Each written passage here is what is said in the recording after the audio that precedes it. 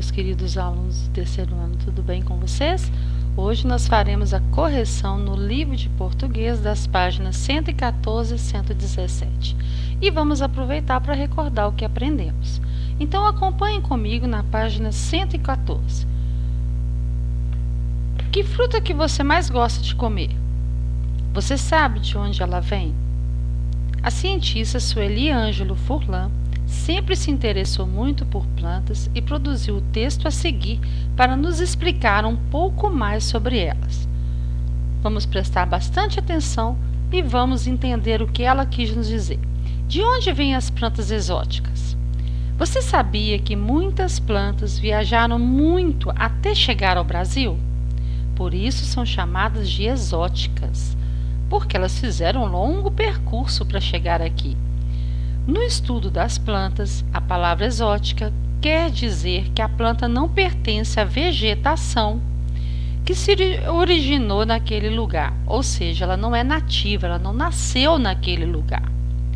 Já quando falamos de plantas nativas do Brasil, estamos nos referindo àquelas que já se originaram ali mesmo, nos diferentes tipos de vegetação brasileira. Quando a planta nasce em um determinado lugar, geralmente até sem um homem plantar, nós chamamos de nativas daquela região, porque elas se originaram naquela região.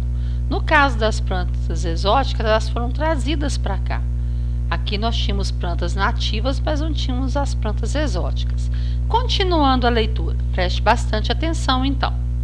Na geografia das plantas, é comum muitas delas viajarem o mundo acompanhando as pessoas, trazidas por acaso em embarcações ou pelos ventos, pelas correntes marítimas, por animais, entre outras formas.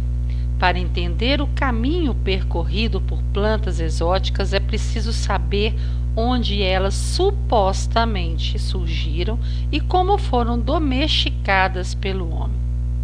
Dizemos que uma planta ou um animal são domesticados quando o homem os cultiva ou cria e vai selecionando, ao longo de gerações, as características de seu interesse.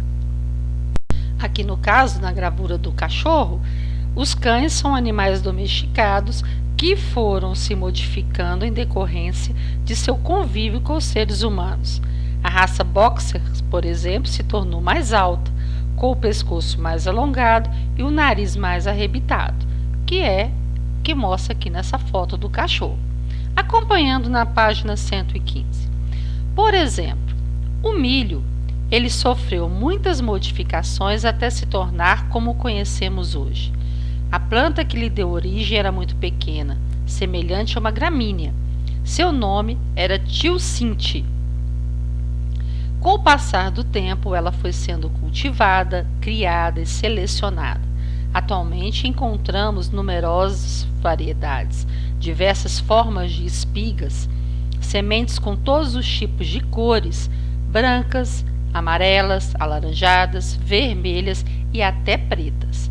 O milho teve origem no México, foi domesticado há cerca de 4.000 anos e levado para a Europa somente no século XV.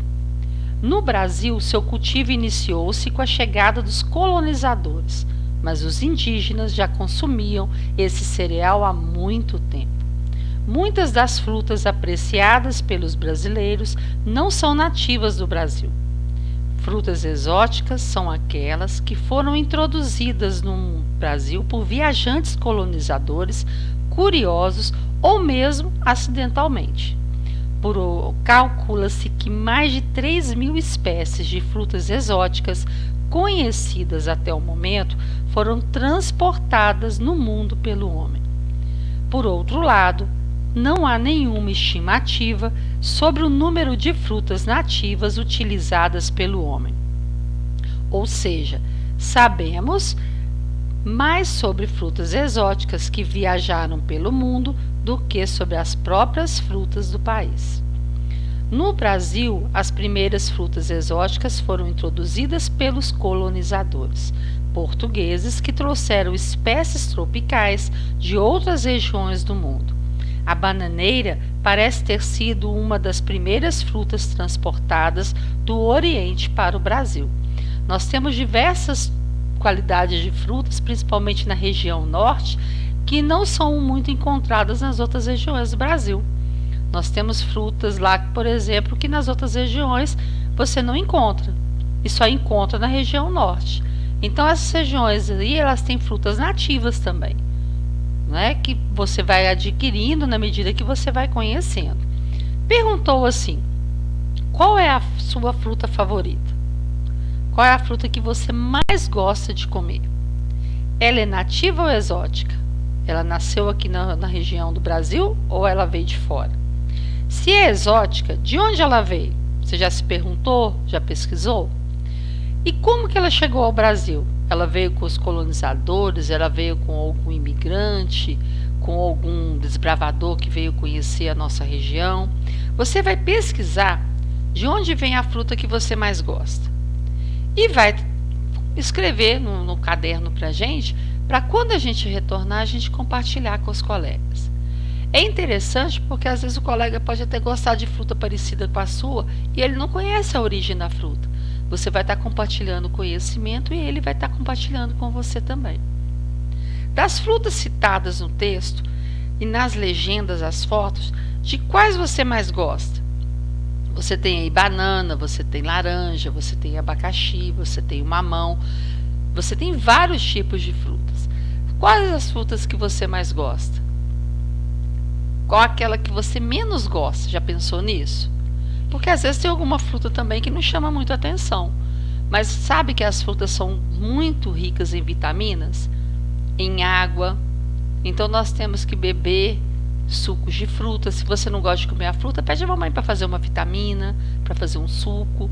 É muito importante que você coma a fruta ou que você tome o suco da fruta, porque aí você vai estar mandando vitamina para dentro do seu organismo.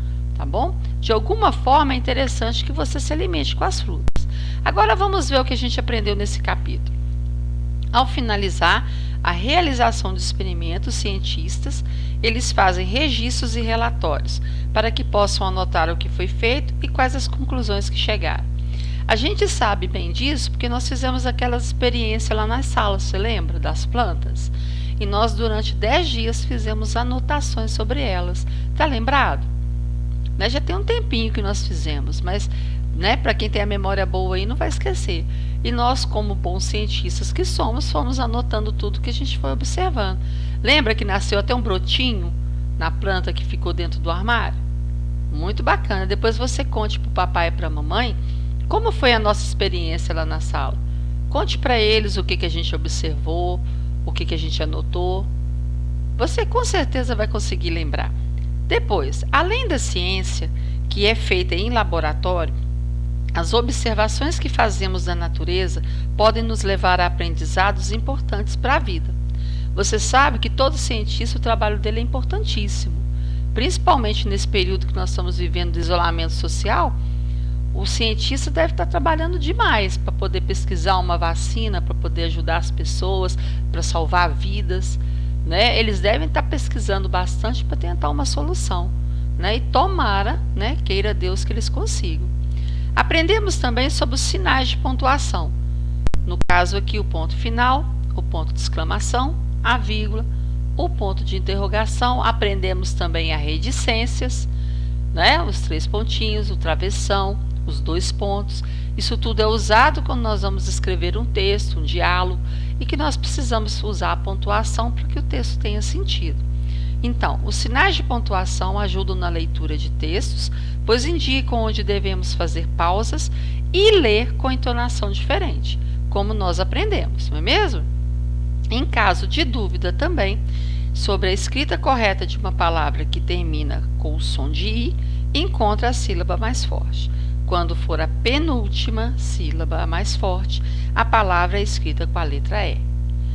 Quando for a última sílaba, a palavra é escrita com a letra I. Então, nós aprendemos aí leitura e interpretação de textos, o registro ou relato de experiência científico, o emprego dos sinais de pontuação, ponto final, vírgula, ponto de exclamação, ponto de interrogação, e na live nós ainda aprendemos a reticência, não é mesmo? Os dois pontos, o travessão, e a grafia correta com E e com I, observando a sílaba tônica. Fizemos o apanhado de tudo que aprendemos nesse livro. Nessa primeira etapa nós terminamos ela agora, e na próxima aula a gente já vai começar no livro 2 para a próxima etapa. Eu tenho certeza que você fez um bom estudo, que você acompanhou as correções, não deixou de completar suas atividades, porque elas vão te ajudar nas avaliações. Então não deixe de fazer e de acompanhar, ok? Na próxima aula a gente já fará a correção e já entrará no assunto novo, ok? Um grande beijo e até a próxima, meus amores!